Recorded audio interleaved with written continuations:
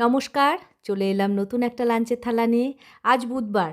বুধবারে কী রান্না করেছি সেটাই তোমাদের সাথে শেয়ার করছি। গরম, গরম ভাত থালায় সুন্দর করে সাজিয়ে দিলাম।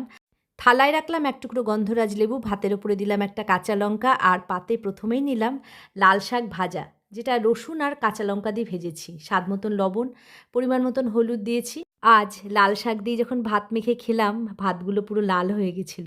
সর্ষে, শুকনো লঙ্কা ফোড়নে দিয়ে আর নারকেল কোড়া দিয়ে চাল কুমড়ো ছেঁচকি করেছি। স্বাদ মতন লবণ, পরিমাণ মতন হলুদ আর মিষ্টির জন্য জাগেরি পাউডার ব্যবহার করেছি। এইরকম সাদামাটা চাল কুমড়ো ছেঁচকি দিয়ে না পুরো ভাত খাওয়া হয়ে যায়। এত ভালো হয়েছিল আজকে খেতে। আর করেছি গাংমরুলা মাছের চচ্চড়ি।